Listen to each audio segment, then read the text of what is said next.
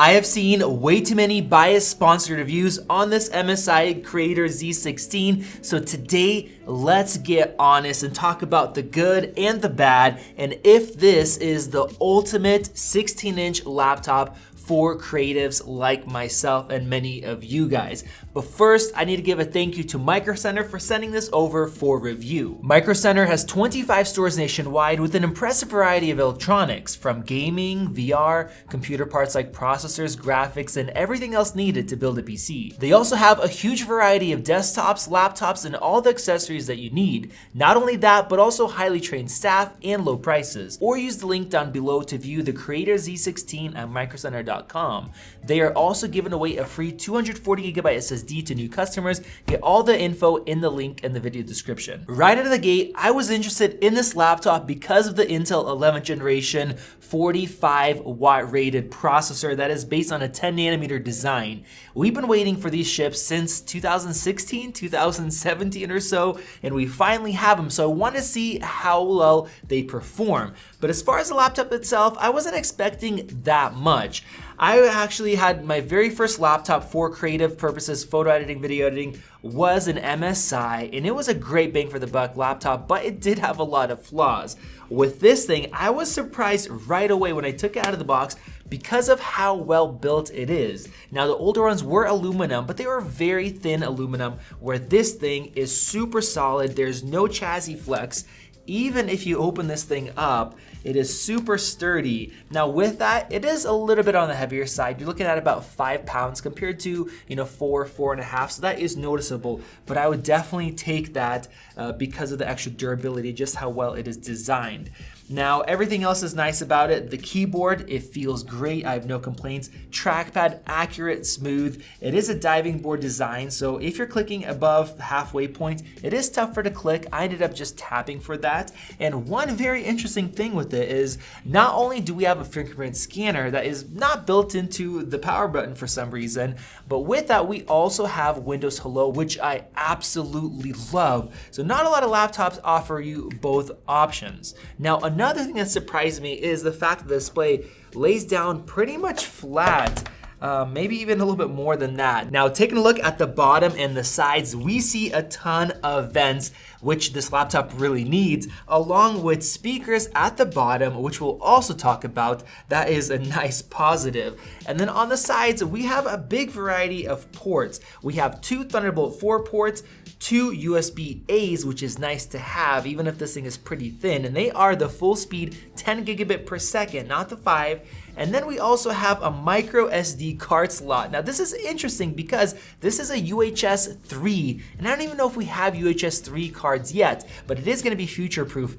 Personally though, I wish it was a full size SD card. You can always get an adapter for the micros, but you can't go larger. So I don't really know what they were thinking as far as putting that in there. And then as far as power, we do have a full size barrel plug because this thing does need a good amount of power. Now back to the speakers, I have to say that these are the best speakers I've ever heard in a Windows laptop. There are 4 separate drivers, they get loud, they have good bass.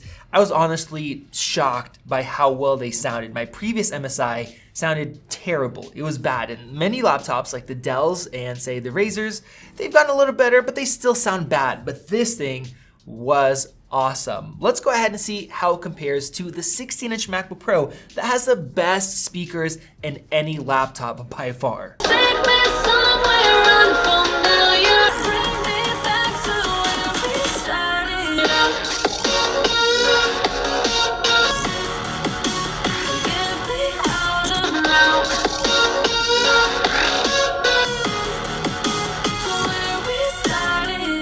Alright guys, let me know your thoughts down in the comment section below. It is actually louder if you have it placed on top of a desk because they do fire down and then bounce up.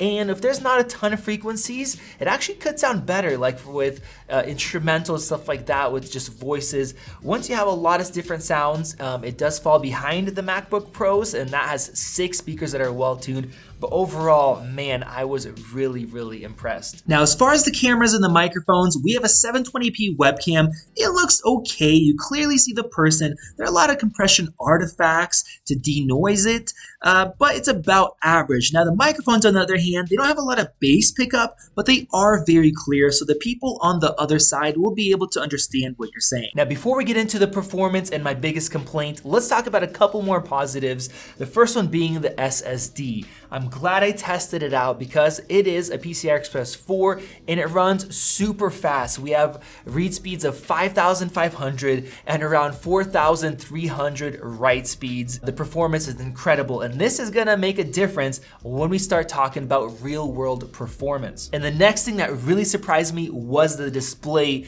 and MSI talks a lot about it on the website, and now I can see why. It is awesome, right between 4K and 1080p. That's great for battery life and also for Windows scaling.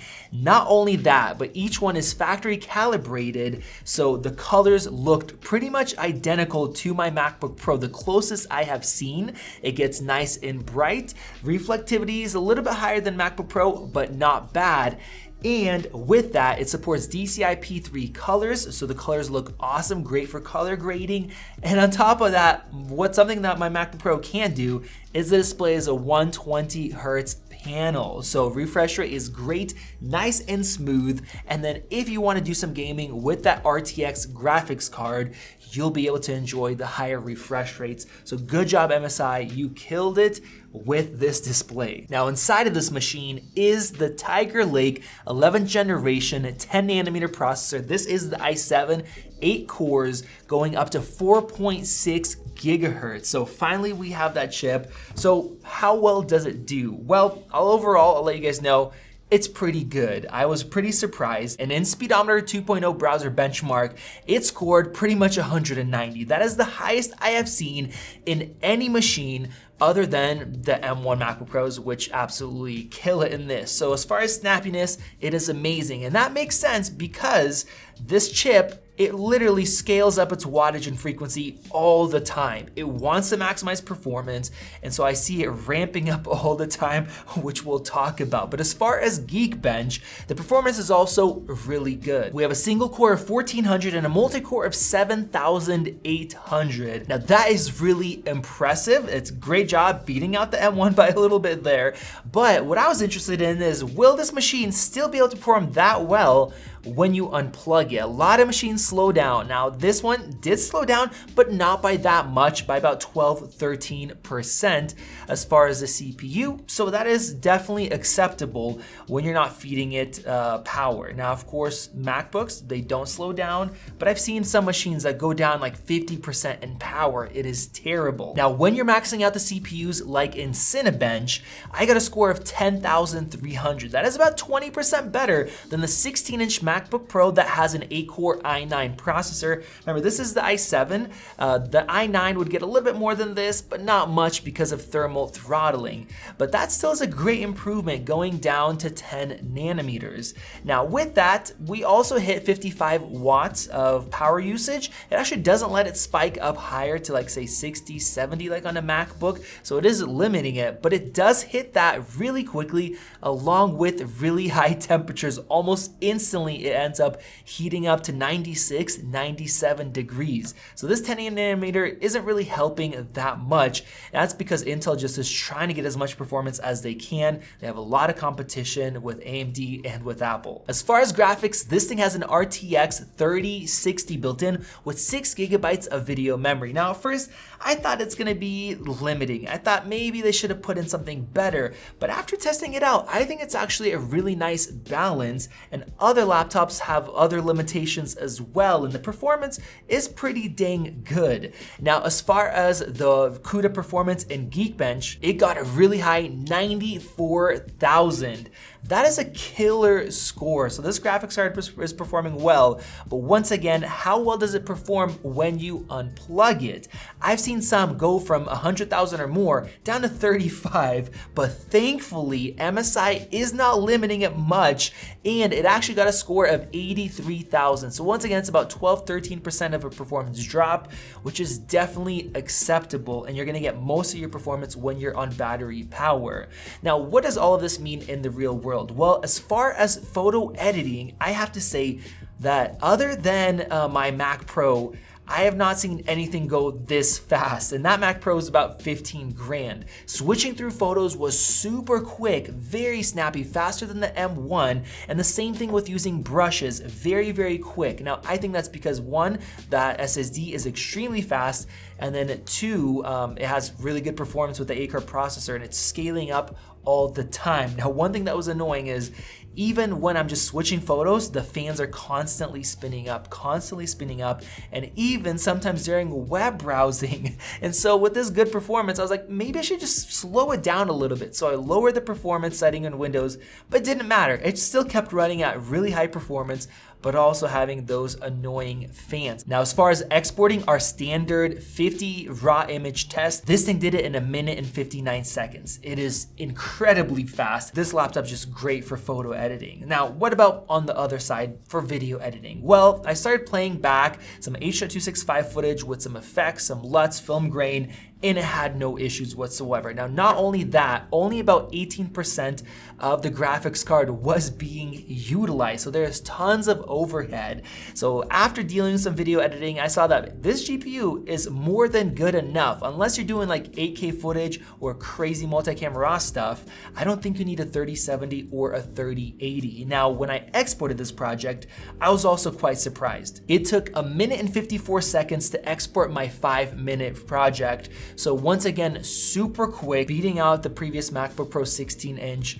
Still a little bit slower than the new M1 with the update, but that is incredible for a 5-minute project.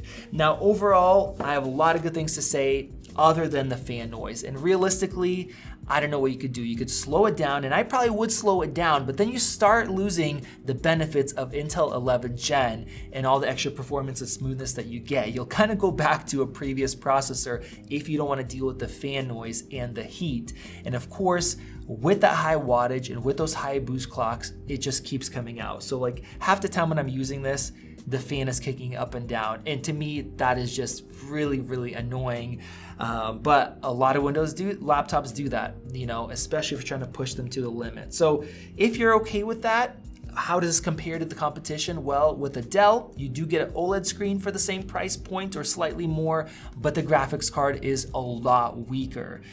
So because of that, and because this is a 120 Hz screen that is calibrated and great, and overall, it's a good package. I would recommend it if you're looking for a Windows laptop with a screen this size, as long as you're either gonna tweak the fans or maybe, you know, not care about that. So once again, thank you for Micro Center for sending it over. If you guys wanna see us compare it to, say, a 16-inch MacBook Pro or an M1, how that competes with the 11th Gen, let us know and click that subscribe button above and check out one of those great videos right over there. This has been Max, and I'll see you in the next video.